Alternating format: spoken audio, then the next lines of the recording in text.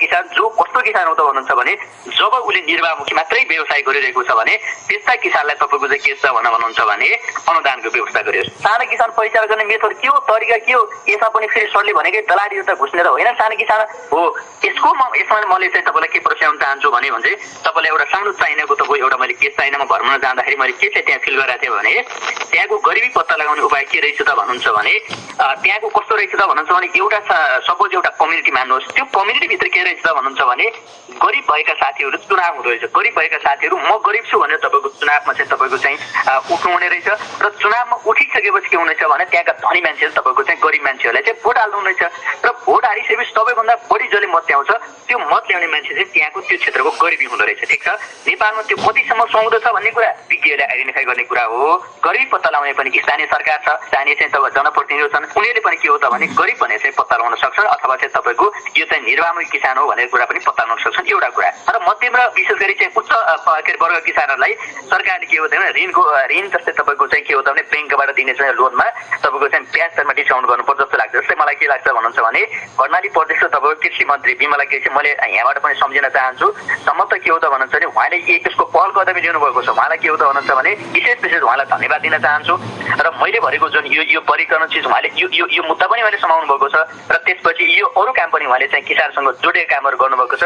त्यसकारण उहाँलाई मैले यहाँबाट सम्झिन चाहन्छु। मध्यमा तपाईँ ठुला किसानलाई ब्याङ्कबाट दिने तपाईँको लोनमा तपाईँको चाहिँ के अरे लोनमा ब्याजको चाहिँ तपाईँ व्यवस्था गरिदियो भने तपाईँको एउटा हकसम्म तपाईँ समाधान हुन्छ। अब यसमा के हो त भने दलाल तपाईँको त्यहाँभित्र घुस्दैन, किनभने काम नगर्ने मान्छेलाई ब्याङ्कले लोनै दिन्न, लोन नदियो भने त्यसको ऋण मिना हुँदैन, के अरे त्यसपछि तपाईँको चाहिँ ब्याज पाउँदैन त्यसले। त्यस कारण के हो त भन्नुहुन्छ यो कुरा पनि ध्यान दिनुपर्छ जस्तो लाग्छ मलाई। अर्को कुरा र स्थानीय र तपाईँको चाहिँ प्रदेशमा के छ त भन्नुहुन्छ भने बाटो घाटो पुलेचारो स्थानीय सरकारको प्रायोरिटीभित्र पर्छ र तपाईँको कृषि स्थानीय सरकारको प्रायोरिटीभित्र पर्दैन हो। स्थानीय सरकारलाई मेरो आग्रह के छ त भन्नुहुन्छ भने तपाईँले रोड खन्नुहुन्छ, पुरै चाहिँ तपाईँको भौतिक संरचना निर्माण गर्नुहुन्छ, त्यो संरचनाले तपाईँलाई खान त दिन्न होला नि त, तपाईँलाई बिहान बेलुका त आखिर किसानले उत्पादन गरेको भात खाने होला नि त, पक्कै पनि हो। त्यस कारण के हो त भने त्यो संरचनामा कम बजेट छुट्याउनुहोस् र त्यसपछि तपाईँको कृषिमा अलिक बजेट छुट्याउनुहोस् हो। किन भन्नुहुन्छ भने तपाईँले रोड त एउटा गाउँमा लिनुहुन्छ र रोड लिइसकेपछि त्यहाँका तपाईँको चाहिँ अरू चाहिँ जनतालाई तपाईँको करमा तपाईँले चाहिँ हाल्नु भएको छ र कर तिनीहरूलाई त्यो मान्छेले विदेश जानुपर्ने हो, त्यो मान्छे तपाईँको चाहिँ मलेसिया साउदी कतार गएर तपाईँको 60 डिग्री सेल्सियस तापमानमा तपाईँको चाहिँ काम गरेर त्यहाँबाट पठाएको पैसाले जग्गाको तपाईँको चाहिँ ट्याक्स तिर्ने व्यवस्था हो अहिले भने। त्यस कारण के हो त भने यसैका लागि तपाईँको हामीले चाहिँ सङ्घीयता, यसैका लागि हामीले चाहिँ नयाँ संविधान सिर्जना गरेको त होइन जस्तो लाग्छ मलाई। तपाईँले पुर्याएको जहाँ रोड पुर्याउनु भएको छ त्यो रोडबाट तपाईँ के हो त भने किसानले बिक्री गर्ने चिज जेमा बिक्री गर्छ त्यो चिजमा चाहिँ तपाईँको स्थानीय निकायले प्रायोरिटी दिनुहोस्, त्यो चिजमा तपाईँको चाहिँ अलिकति फोकस गरिदिनुहोस् भन्ने कुरा मेरो यो पनि उहाँ स्थानीय सरकारलाई पनि आग्रह गर्न चाहन्छु। स्थानीय सरकार र त्यसै प्रदेश सरकारसँग अहिले त सङ्घमा के हो भने कृषिका कार्यक्रममा थोरै मात्र भएको कारणले स्थानीय तपाईँको धेरै गएको छ र प्रदेशमा थोरै गएको छ। स्थानीयमा हेर्नुहुन्छ भने सङ्घबाट 50 लाख रुपियाँ तपाईँको अनि बजेट गएको छ भने स्थानीय सरकारले जम्मा 2 लाख रुपियाँ 1.5 लाख रुपियाँ छुट्याउनु भएको छ। यो लाजमर्दो काम तपाईँले नगरिदिनुहोस् प्लिज। के भने पैसै नछुट्याउनुहोस् कि बजेट नछुट्याउनुहोस्। अब तपाईँको सङ्घबाट यत्रो बजेट गएको छ तपाईँकै गाउँपालिका तपाईँकै नगरपालिका विकास गर्नलाई र तपाईँले छुट्याउनु भएको छ 1.5 लाख 2 लाख रुपियाँ। यो कतिसम्म सुहाउँदो हुन्छ यो कुरा तपाईँले एउटा चाहिँ फिलिङ गर्नु पर्यो। र यो विषयमा मैले के हो त भन्नुहुन्छ भने हाम्रो सङ्घीय कृषि विकास मन्त्रीलाई मैले सम्झिन चाहन्छु। उहाँले एउटा कार्यविधि बनाएर के हो त भने कम्तीमा 50% स्थानीय निकायले बिहोर्नुपर्छ, नत्र भने हामी सङ्घीय सरकारको बजेट रोक्छौँ भन्नुभएको छ। त्यस कारण यो कदमको विषय पनि उहाँलाई म विशेष धन्यवाद दिन्छु। र त्यसपछि यसले गर्दा कम्तीमा के हो त भने स्थानीय सरकारले 50-100% चाहिँ सङ्घीय सरकारको तपाईँको चाहिँ छुट्याएको बजेटको चाहिँ बजेट व्यवस्था गर्नुपर्छ। त्यसपछि अर्को कुरा भने के हो त भन्नुहुन्छ भने जस्तै तपाईँको स्थानीय निकायमा जसरी अनुदान बाँडिन्छ, जसरी असार लाग्यो भने फलफुलका बिरुवा बाँडिन्छ र त्यसपछि तपाईँको अर्को के बाँडिन्छ त भन्नुहुन्छ भने तपाईँको असोज काती लाग्यो भने गहुँको बिउ बाँडिन्छ, फागुन चैत लाग्न थाल्यो भने तरकारीको बिरुवाहरू के अरे बाँडिन्छ। ठिक छ, अब स्थानीय सरकार साथीहरूलाई र स्थानीय सरकारलाई मेरो आग्रह के छ भन्नुहुन्छ भने तपाईँले जुन बिरुवा बाँड्नुहुन्छ त्यो बिरुवा कहाँ गएको छ त्यो खोज्नु सक्छ तपाईँले। अब त्यहाँ स्थानीय निकायमा कसरी बिरुवा बाँडिन्छ त भन्नुहुन्छ भने अध्यक्षको आफ्नो मान्छे को हो, अध्यक्ष लगायत तपाईँको चाहिँ वडा सदस्यको चाहिँ आफ्नो मान्छे को हो र गाउँपालिका अध्यक्षको आफ्नो मान्छे को, कार्यपालिकाको सदस्यको आफ्नो मान्छे को, बिरुवा त्यसलाई बाँडिन्छ। त्यसलाई पुरै चाहिँ तपाईँ निरुत्साहित गर्नुहोस्, त्यसलाई जिरोमा झार्नुहोस्। किन जिरोमा झार्नुहोस् त भन्नुहुन्छ भने किसानका साथीहरू जस्तै अथवा कृषि प्राविधिक साथीहरूलाई के हो त भन्नुहुन्छ भने अफिसमा आएर हाजिर लाउनु पर्ने किसानका साथीहरूलाई म दिन्न। कृषि प्राविधिक भने के हो भने किसानको फिल्डमा गएर काम गर्ने हो। हाम्रो जम्मा एउटा स्थानीय निकायमा 3 जना 4 जनाको दरबनी तपाईँले राख्नु भएको छ,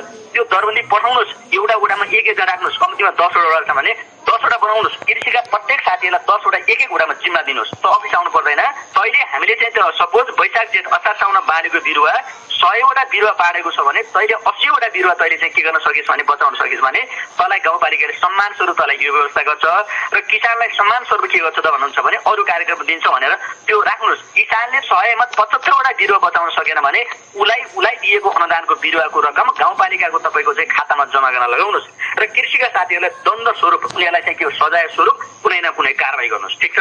अनि के हुन्छ त भन्नुहुन्छ भने वास्तविक किसानले बिरुवा लिएर लगाउँछ, वास्तविक किसानले गाउँपालिकाबाट स्थानीय निकायबाट अनुदान पाउँछ र उसले वास्तविक रूपमा गर्छ। यदि दलाल किसान हो भने ऊ पहिले चाहिँ यो नियम लागू हुने बित्तिकै भाग्छ, पहिले भाग्छ, होइन म त लिन्न भनेर पहिले भाग्छ। यसकारण यो विषय पनि सोच्नुपर्छ जस्तो लाग्छ। एउटा कुरा, किसानले उत्पादन गरेको चिज बजार पाएको छैन। ठिक छ। जस्तै उदाहरणको लागि चाहिँ रुखमा उत्पादन गरेको दुध तपाईँको बिक्री गर्ने अवस्था छैन हो, किनभने तपाईँको बर्खा लगायत इत्यादिले बाटो बिग्रिन्छ र बाटो बिग्रिँदा के हुन्छ त भन्नुहुन्छ भने दुध बिक्री गर्ने ठाउँ छैन र तरकारी उत्पादन गरेर तरकारी बिक्री गर्ने ठाउँ छैन। ठिक छ। फलफुल उत्पादन गरेर फलफुल बिक्री गर्ने ठाउँ छैन। तपाईँले अगाडि क्वेसन भन्नुभयो यसलाई चाहिँ तपाईँको व्यवसाय कसरी बनाउन सकिन्छ। म त्यही चाहिँ तपाईँको टुल्सको बारेमा मैले तपाईँलाई बताइरहेको छु। कम्तीमा स्थानीय सरकारले खरिदको ग्यारेन्टी दिन पर्यो। किसानले उत्पादन गरेको चिजको हामी खरिद गर्छौँ र हामी किनेर तपाईँलाई चाहिँ पैसा दिन्छौँ भन्ने कुरा यसको ग्यारेन्टी गर्नुपर्छ, किनभने यो सिनारियो अरू देशमा पनि यो लागू भएको छ। र त्यसपछि सँगसँगै अर्को के गर्न पर्यो त भन्नुहुन्छ भने प्रत्येक स्थानीय निकायमा एउटा भण्डारणको व्यवस्था गर्ने, किसानबाट तपाईँ खरिद गर्ने, जति बिक्री हुन्छ बिक्री गर्ने, बाँकीहरूलाई भण्डारण गर्ने, जति बेला आवश्यक हुन्छ त्यति बेला तपाईँको बजारमा पूर्ति गर्ने। यति भयो भने सम्भव त के हो त भन्नुहुन्छ भने कृषिलाई व्यावसायिकमा लिनलाई कुनै आइतबार संवाद पोख्नुपर्छ मलाई लाग्दैन। अहिलेसम्म किसान सरकारकोमा जानुपर्छ, किसानलाई कागजपत्र कसरी बनाउने कहाँ के छ त्यो सबै कुरो थाहै हुँदैन। त्यो किसान वास्तवमै सरकार कहाँ जान भ्याउँदै पनि भ्याउँदैन। सरकार चाहिँ किसान कहाँमा जानुपर्ने। हाम्रो कृषि नीति योजना नै कतै गलत छ कि यसलाई उल्टाउन सकिँदैन? सकिन्छ। यसलाई के गर्न सकिन्छ त भन्नुहुन्छ भने हाम्रो कृषि मन्त्री लाग्नु भएको छ, राष्ट्रिय कृषि 2061 लाई तपाईँको चाहिँ यसलाई परिमार्जन गर्न लाग्नु भएको छ। यो लाग्नु भएको छ, यसमा उहाँले पहल कदम लिनु भएको छ, उहाँलाई विशेष गरी म धन्यवाद दिन चाहन्छु यहीँबाट। र त्यसपछि अर्को कुरा भने के हो त भने हामीले कार्यविधि कस्तो बनाउँछौँ त भन्नुहुन्छ भने म अनुभवमा तपाईँलाई सानो अनुभव सुनाउँछु। कृषि विकास मन्त्रालयको यो विषय त तपाईँ कृषि मन्त्रीको पनि यसमा ध्यान आकर्षण चाहोस् र कृषि विकास मन्त्रालयको उच्च पदस्थ कर्मचारीहरूको मनसाय के हुँदो रहेछ सबैको नभनौँ, केहीको भनौँ है, फेरि यसमा चाहिँ सबै चाहिँ नभनौँ, केहीको के हुँदो रहेछ त भन्नुहुन्छ भने जस्तै उदाहरणको लागि एउटा तपाईँको परियोजना कृषि विकास मन्त्रालयमा कार्यान्वयनमा आउने चरणमा छ। ठिक छ।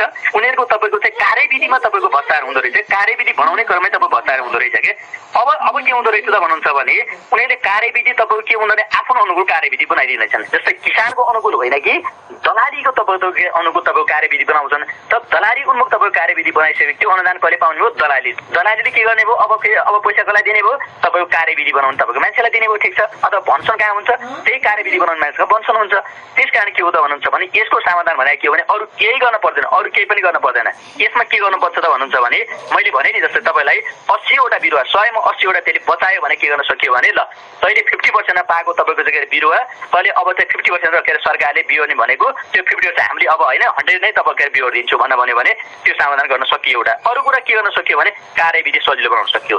कार्यविधि गाह्रो बनाइदिने अनि कसरी किसानले पाउँछ त अनुदान? त्यस कारण के हो भने कार्यविधि एकदमै सजिलो एकदमै सफ्ट बनाउन सकियो भने किसानले सम्भवतः यसबाट राहत पाउँछ जस्तो लाग्छ। प्रक्रिया पुर्याउने गाह्रो हुने त्यसलाई सहजीकरणै छैन। तपाईँले भने कार्यविधि नै अप्ठ्यारो बनाइदिएपछि सुविधा लिनै सक्दैन। आम किसानले बेहोरेको समस्या हो भन्दा तितो हुन्छ। हामी कहाँ कृषि विकास ब्याङ्क छ, किसानलाई लक्षित गरेर खडा गरिएको ब्याङ्क, त्यसबाट किसानले वास्तवमै सही किसानले लाभ लिन सकेका छैन। यो तितो यथार्थ हो। कृषिलाई व्यावसायिक बनाउने अरू पूर्वाधारको चाहिँ कस्तो तयारी गर्नुपर्दछ? जस्तो बेला बेला चक्लाबन्दीको कुरा आउँछ, कृषि प्राविधिक शिक्षाको कुरा आउँछ, ती कतिको पर्याप्त छन् हामी कहाँ? अब यो यस्तो छ, यो चाक्लाबन्दीको विषय प्रधानमन्त्री कृषि आयोगको आयोजनाले साना block pocket John super John इत्यादि बनेर कार्यक्रम त गर्यो। सम्भवतः 72-73 बाट लागू भएको छ र यसको पनि मैले त्यस्तो धेरै चाहिँ एकचोटि देखाएको छैन। किन देखाएको छैन त भन्नुहुन्छ भने कुरा यही छ कि जस्तै तपाईँ के गर्छ त भन्नुहुन्छ प्रधानमन्त्री कृषि आयोजनाको परियोजना यो भने नेपाल सरकारको एउटा सबभन्दा टप नेपाल सरकार आन्तरिक स्रोतबाट सञ्चालित परियोजना हो र यसमा के छ त भन्नुहुन्छ भने किसानले उत्पादन गर्छ। जस्तै उदाहरणको लागि पूर्व रूपमा उत्पादन गर्यो ओखर, त्यो ओखर कहाँ बिक्री गर्ने? अब फेरि अब हेर्नुहोस् त्यही दलाल पुग्छ क्या। अब त्यही दलाल कसरी पुग्छ त भन्नुहुन्छ भने कुनै चिज मार्केटमा आउनलाई तपाईँको 3 देखि 4 टन कम्प्लिट हुन्छ हो। जस्तै के हुन्छ त भन्नुहुन्छ भने भने त्यहाँ रुकुम पूर्वमा उत्पादन भएको पोखर त्यहाँ गाउँको भलाची मान्छे त्यहाँको म त दलालै भन्छु है त्यो भलाची मान्छेले सबै किसानबाट उत्पादन गरेको त्यो पोखर चाहिँ सङ्कलन गर्छ। जस्तै किसानबाट उसले सपोज एउटा पोखर 5 रुपियाँमा चाहिँ उसले किन्छ भने अब त्यो त्यहाँको चाहिँ त्यो दलाल छ त्यो दलालले 5 मा किन्यो भने अब त्यो दलालले कहाँ सम्पर्क गरे हुन्छ त भन्नुहुन्छ भने काठमाडौँ अथवा तपाईँको बुटोल अथवा इत्यादि ठाउँमा चाहिँ अर्को दलालसँग गरेको हुन्छ र 5 मा किनेको उसले 8 मा बेच्छ। किसानबाट उसले 5 मा खायो उसले 3 मा तपाईँको चाहिँ 3 रुपियाँ फाइदा खाइसक्यो र त्यसमा त्यो काठमाडौँको दलालले के गर्छ त भन्छ 15 मा बेचिन्छ क्या। 15 मा कसलाई बेच्छ के गर्छ थोक व्यापारीलाई बेच्छ। 15 मा बेच्यो भने अब किसानबाट आउँदा 20 आयो भने किसानले 5 मा बेचेको छ अनि पुग्यो कहाँ 20 मा। 15 रुपियाँ त यो दलालले खायो क्या। त्यसकारण यिनी सानसाना पलक जोन त्यसपछि यिनी सुपर जोन जति छन् नि हो यो यसको सारमा छ भने के हो त अरू केही पनि होइन। किसानले चाहिँ तपाईँको बलकबाट उत्पादन गर्छन् जोनबाट उत्पादन गर्छन् चाक्लाबाट उत्पादन गर्छन् त्यो उत्पादन गरेको चिजलाई चाहिँ सरकारले अथवा नेपाल सरकारले खरिद गरिदियो भने अब होइन 5 बाट 20 भने त उपभोक्ताले त 20 रुपियाँ तिरेर खाने भयो किसानले 5 मात्र पाउने भयो। यति मात्र हामीले गरिदियौँ कि सरकारबाट किसानबाट सिधै सरकार कहाँ गइयो त भन्नुहुन्छ भने केही नभए पनि किसानले त एउटा ओखरको मूल्य 15 पायो नि ठिक छ उसलाई त 10 रुपियाँ त थप फाइदा भयो नि। यसले के हुने भयो त भन्नुहुन्छ भने नयाँ तपाईँको चाहिँ नयाँ तरिकाले खेतीपाती गर्नलाई कृषिमा तपाईँको आकर्षित गर्नलाई हामी चाहिँ वास्तविक किसान हुँ भनेर चाहिँ तपाईँको पहिचान गर्नलाई यसले पनि ठुलो भूमिका खेल्छ जस्तो लाग्छ मलाई। उपभोक्ता र उत्पादकको बीचमा भएको ग्यापको कारणले त्यहाँ बीचमा बिचौलियाले खेलेको भूमिकाको कारणले महँगो भएको छ। त्यस कारणले त कति व्यवसायी किसान त विस्थापित हुनुपर्ने अवस्था पनि आयो नि होइन। केही वर्ष अगाडि के थियो त भन्नुहुन्छ भने नेपालमा उत्पादन गरेको टमाटरको मूल्य बढी इन्डियाबाट आएको टमाटरको मूल्य कम थियो। इन्डियाको कृषि क्षेत्रको विकास हेर्ने हो भने चाहिँ म इन्डिया पनि घुमाखेर भ्रमण गरेको छु त्यो आकाश पताल छ साथीहरू। तपाईँको इन्डियाका केही तपाईँको चाहिँ कुराहरू होला तिनी कुराहरू मैले जाने विषय होइन तर के हो त भने कृषिमा पनि त्यहाँ व्यापक तपाईँको विकास गरेका छन्। सम्भवतः विश्वमै के छ त भन्नुहुन्छ भने एउटा मात्र देश भने नेपाल हो बाहिर देशबाट ल्याएको कुनै पनि उत्पादनको तपाईँको चाहिँ परीक्षण गर्दैन। अस्ति पनि तपाईँले न्युजमा छ्याप्चे देख्नु भयो होला। इन्डियामा के हुन्छ त भन्नुहुन्छ भने व्यापक मात्रामा सरकारले पनि सहयोग गरेको छ व्यापक मात्रा तपाईँ विषादीहरू प्रयोग गरेको अवस्था छ हो त्यही हामीले विषादी खान्छौँ र नेपालमा के हो त भने विषादी कम विषादी प्रयोग गरेको तरकारी हामीले खाँदैनौँ। नेपाल एउटा मात्र देश हो जुन चाहिँ के हो त भन्नुहुन्छ भने विषादी परीक्षण नगर्ने एउटा मात्रै विश्वको एउटा मात्रै मुलुक हो। सरकारको यसमा पनि ध्यान जाओस् र प्रत्येक ट्रकमा प्रत्येक उसमा चाहिँ यसलाई चेक गर्नुपर्छ भन्ने लाग्छ। यो विषादी रहित तरकारी विषादी रहित फलफुल खानाले तपाईँ हाम्रो क्यान्सर अहिले जति चाहिँ तपाईँ क्यान्सर बढेको छ जति चाहिँ अर्को चाहिँ तपाईँ अपाङ्ग भएका छौँ जति हामी अन्धोपन भएका छौँ अपाङ्ग भएका छौँ अब इत्यादि पनि विषादीको ठुलो अस्तर छ। यसले अहिले चाहिँ आज थोरै मात्रामा देखेको छ यसले विकराल रूप लिन्छ। सरकारको यो विषयमा ध्यान जाओस् भन्न मैले चाहिँ आग्रह गर्न चाहन्छु। भनिन्छ बिहारबाट हिँडेको गोलमेडाको ट्रक सिधै काठमाडौँमा प्रवेश गर्न सक्छ यी नुवाकोटबाट ल्याएको गोलमेडा 10 ठाउँ चेक गर्नु पर्दछ। त्यसैले पनि किसान हैरान छन्। केही भएन भने अनि बल्ल हलो जोत्ने बल्ल खेती गर्ने भने जस्तो बुझाइ छ। युवा शक्ति झर्रो पाखुरी चाहिँ कि त वैदेशिक रोजगारमा कि त अरू जागिर पेसा व्यवसायमा अझ पढे लेखेकाले त खेती गर्नै हुँदैन भने जस्तो तपाईँले भने चाहिँ विधि प्रक्रिया नै अप्ठ्यारो बनाइदिएपछि मान्छेको आकर्षण घटेको। अब यसलाई फर्काउन युवा शक्तिलाई शिक्षित वर्गलाई पनि कृषिमा जोड्न के गर्नु पर्दछ? अब यसलाई यस्तो गर्न पर्यो यसलाई के गर्न पर्यो त भन्नुहुन्छ भने बाहिर अरू देशको पनि सिनेरी कसरी हेर्न पर्यो। बाहिर के छ त भन्नुहुन्छ भने किसानलाई ठुलो मान्छन् उनीहरूलाई ठुलो अन्नदाता भनेर तपाईँको अरू नेपाल भन्दा अरू देशमा हेर्नुहुन्छ भने किसानलाई हामी अन्नदाता भन्छौँ। बाँच्ने आधार उत्पादन गर्ने अन्न उत्पादन गर्ने किसान हो। यसलाई हामी सम्मान स्वरूप भनेर किसानलाई उच्च वर्गमा राखेको हुन्छ। नेपालमा यो बहाना के हो त भने यसलाई आकर्षणको पेसा बनाउने हो। किसानलाई के हो कृषि पेसालाई तपाईँको चाहिँ निस्साइड पेसा नबनाउने यसलाई आकर्षण पेसा बनाउने। अब यसलाई कसरी आकर्षण पेसा बनाउने त भन्नुहुन्छ भने सरकारले केही नगर्दै पूर्व मन्त्री लोकनाथ विष्टले बाङमा गरेका छन् नि त्यो त आकर्षण पेसा बनाइसकेका छन् नि। युवा लक्षित कार्यक्रममा सञ्चालन गर्नुपर्छ। युवा लक्षित कार्यक्रम कसरी सञ्चालन गर्ने त भन्नुहुन्छ भने मैले अगाडि भनिहालेँ नि राम्रो काम गरेर तपाईँको चाहिँ उपहार दिने र त्यसपछि नम्बर 2 भने के हो त भन्नुहुन्छ भने यसलाई विदेश वर्गलाई कसरी फर्काउने त भन्नुहुन्छ भने बजारको ग्यारेन्टी गर्ने। तैँले उत्पादन गर तैँले बिक्री गर्न सकिन्छ भने हामी किनिदिन्छौँ। नम्बर 3 अरू के गर्न सकियो भने प्रशोधनको व्यवस्था। जस्तै तपाईँको प्रशोधन व्यवस्था कसरी गर्न सकियो त भन्नुहुन्छ भने उदाहरणको लागि तपाईँको चाहिँ सिन्धुलीको तपाईँको चाहिँ जुनार र सिन्धुलीको जुनार के गर्न सकियो त भन्नुहुन्छ भने जुनारबाट विभिन्न आइटम निकाल्न सकियो। जुनारको जुस निकाल्न सकियो जुनारको अरू परिकार निकाल्न सकियो ठिक छ। अब यसले के हुने भयो त भन्नुहुन्छ भने अब जुनारको तपाईँको चाहिँ त्यहाँ चाहिँ तपाईँको प्रशोधन केन्द्र बनाउन बित्तिकै अहिले तपाईँको चाहिँ त्यहाँ चाहिँ प्रशोधन केन्द्र छ, केही पनि मैले त्यहाँको उदाहरण दिइरहेको छु। र त्यहाँ बनाउँदा के हुन्छ त भने किसान उत्पादन गर्ने किसान आकर्षित हुने भयो। कसरी आकर्षित हुने भयो त भन्नुहुन्छ भने हामीले उत्पादन गरेर त सजिलै बजार बिक्री हुन्छ भनेर सोध्यो भने जसले पनि लगाउँछ। त्यहाँ थप रोजगार पाउने भयो।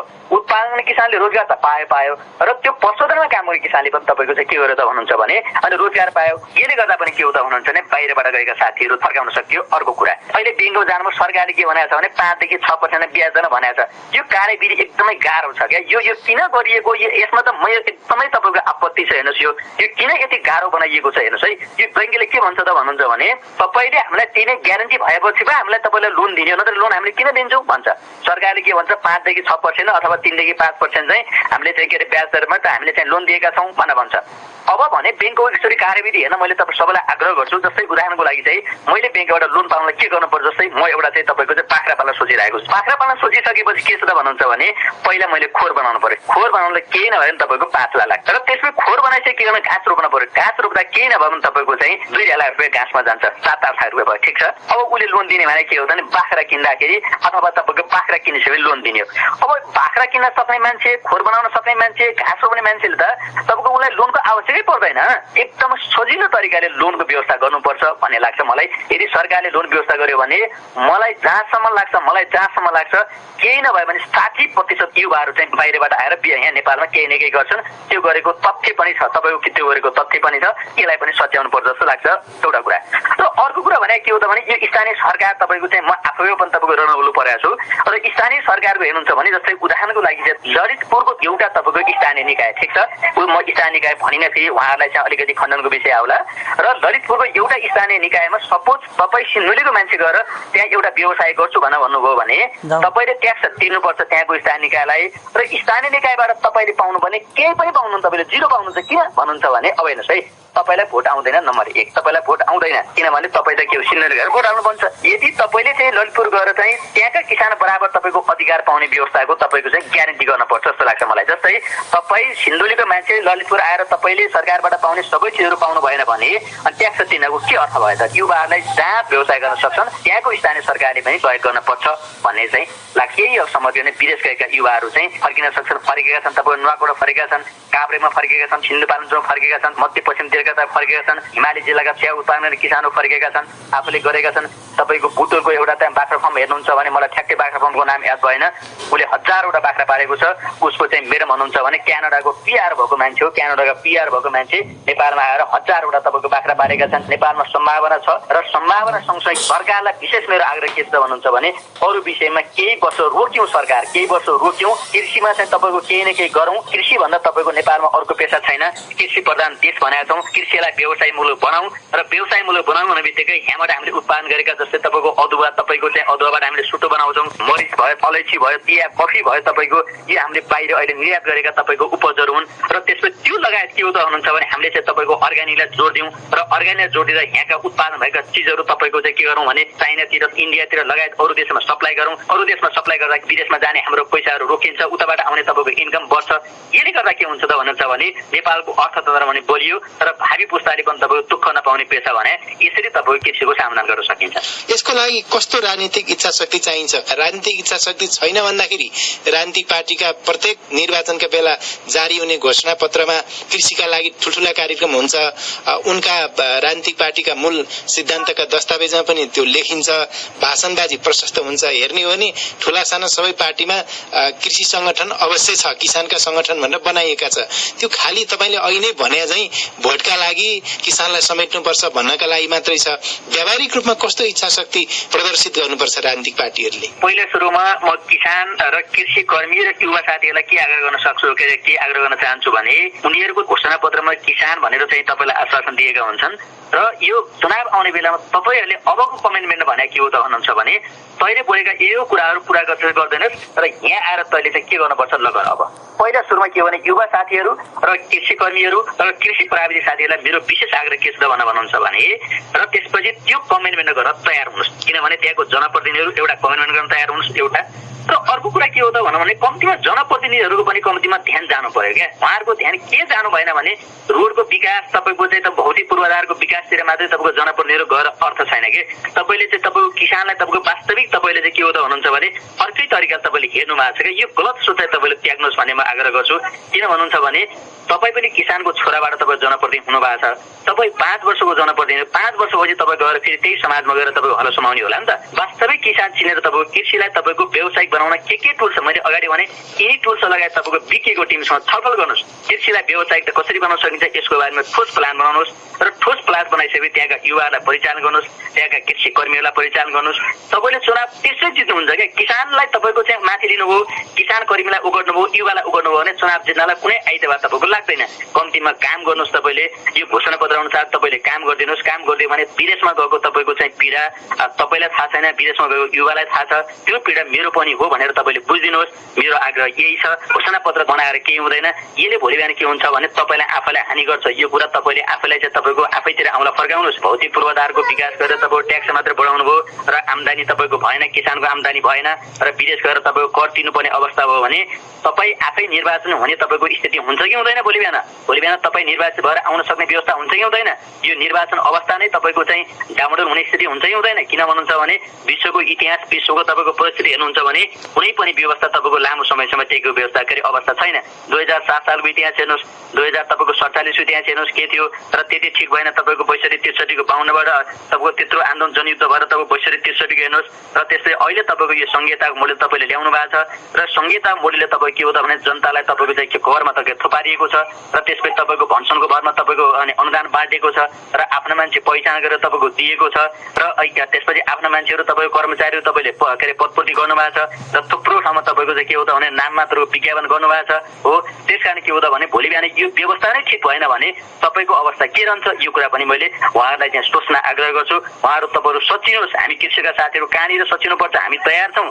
तपाईँहरू के हो त भने जनप्रतिनिधि हो, तपाईँले अराएको काम हामी कर्मचारीले गर्ने हो। तर के हो त भन्नुहुन्छ भने तपाईँले पनि के गर्नु पर्यो त भन्नुहुन्छ भने तपाईँले अराएको काम हामीले गर्ने हो भने हामीले कम्तीमा के हो त भने वास्तविक किसान छोड गर्न दिनुहोस्। वास्तविक किसानका तपाईँको अनुदान पुगोस् र त्यसपछि कृषिलाई तपाईँ व्यवसायमुख तपाईँको चाहिँ बनाउनुतिर तपाईँको पनि ध्यान जाओस् भन्ने कुरा मैले जनप्रतिनिधिलाई विशेष गरी मैले आग्रह गर्न चाहन्छु। जनशक्तिको पनि कुरा आउँछ, पर्याप्त त छैन। भएको जनशक्ति कतिको सही ठाउँमा परिचालन भएको पाइन्छ? यहाँ आफै नेपाल सरकारको सरकारी जागिरै हुनुहुन्छ, त्यो चाहिँ त्यहाँभित्र गएर हेर्दा कस्तो पाइन्छ? कतिको सही सदुपयोग भएको जस्तो लाग्छ? सम्भवतः के लाग्छ त भन्नुहुन्छ भने प्राविधिक अड्डाहरू चाहिँ त्यति धेरै तपाईँको काम गर्नमा तपाईँको चाहिँ एक्टिभ भएको मैले चाहिँ थोरै मात्रामा पाउँछु। किन भन्नुहुन्छ भने नेपालमा के गरियो त भन्नुहुन्छ भने पहिलेबाट इतिहास हेर्दाखेरि प्रशासनिक तपाईँको क्षेत्रलाई बढी पावरफुल दियो र त्यसपछि त्यसलाई के गरियो त भन्नुहुन्छ भने बढी तपाईँको चाहिँ अधिकार दिएर सम्पन्नशाली बनाइयो। जब तपाईँको प्राविधिक सबै अड्डाहरूलाई के गरियो त भन्नुहुन्छ भने त्यसलाई उत्मा राखियो भन्ने पाउँछ जस्तो लाग्छ। उत्मा राख्यो जस्तै एउटा बिएससी पढ्दाखेरि 11 लाख रुपियाँ खर्च हुन्छ। अहिलेको सिनेरियो हेर्नुहुन्छ भने भेटनरी डाक्टर पढ्नलाई तपाईँ के गर्नुहुन्छ त भन्नुहुन्छ भने 15 लाख लाग्छ। एउटा तपाईँको एमबिएस डाक्टर पढ्नलाई 50 लाख रुपियाँ लाग्छ। एमबिएस पढेको मान्छे चाहिँ 50 लाख खर्च गर्छ, भेटनरी डाक्टर पढेको मान्छे तपाईँको 15-18 लाख खर्च गर्छ र एग्रिकल्चर पढेको मान्छे तपाईँको 10 लाख। यो क्याम्पसलाई दिने फी मात्रै भनेको छु मैले, यो खर्च हुन्छ। यति खर्च गरिसकेपछि अहिले स्थानीय निकायले के पनि गरिराख्नु भएको छ त भन्नुहुन्छ भने कर्मचारी पदपूर्तिको नाममा आफन्त मान्छेहरू राख्ने काम गर्नु भएको छ। विज्ञापनको नाममा चाहिँ विज्ञापन देखाइदिनु भएको छ र आफन्त मान्छे राख्नु भएको छ। अब बिचारा तपाईँको त्यो 10 लाख खर्च गर्नुभन्दा त त्यही नेता पछि हिँडेको भए हुन्थ्यो भन्ने पुगिसक्नु भएको छ क्या साथीहरू। 15-20 लाख खर्च गर्नुभन्दा त त्यही अध्यक्षको पछि पुच्छर भएर हिँडेको भए त मैले जागिरी पाउँथेँ होला भन्ने भइसकेको छ। कृषिको नेपालमा जनशक्ति मेरो एङ्गलबाट हेर्दा पर्याप्त छैन। अहिले हेर्नुहुन्छ भने 753 स्थानीय निकाय छन्।